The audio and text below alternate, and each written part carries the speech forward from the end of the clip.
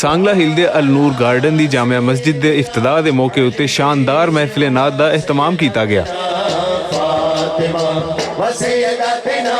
जिहदे विच सूबाई वजीर औकाफ पीर सईदुल हसन गिलानी ते पंजाबी यूनियन दे चेयरमैन मुदस्सिर इकबाल भट्ट होरां समेत इलाके दी वड्डी तादाद ने रलत कीती।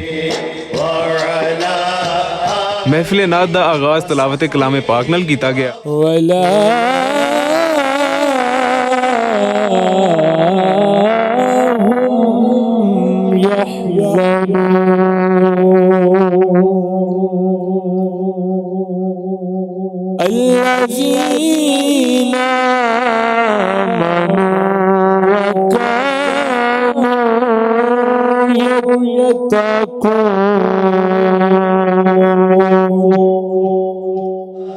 सरवरे कोनैन सल्लल्लाहु अलैहि वसल्लम दे हजूर हदिया नात पेश करन वालियां अजई रूहानी फिजा बना दी कि इंज महसूस होने लग पिया जिवें हवावां सोने दे मदीने दियां गलियां नूं बोसे दे के आ रहीआं ने।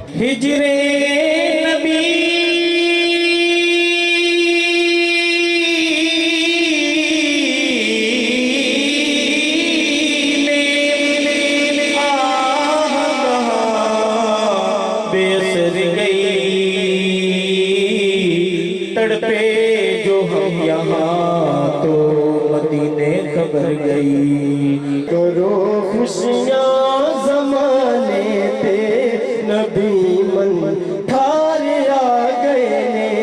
हवाए आखिरी मेरे नबी। इस मौके उत्ते जद अब्दुल रऊफ रूफी होरां अपने खास रंग विच हदिया नात पेश कीता ते महफिल दियां रौनकां उरूज उत्ते पहुंच गईयां।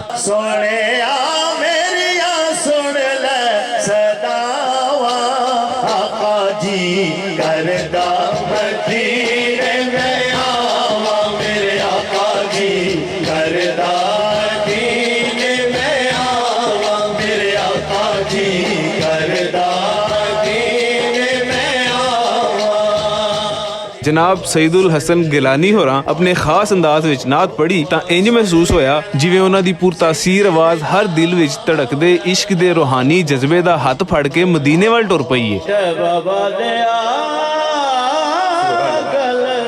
तेरे उत्ते मुकड़ी नबियां भी होना, उथे वलियां भी होना, सारी खुदाई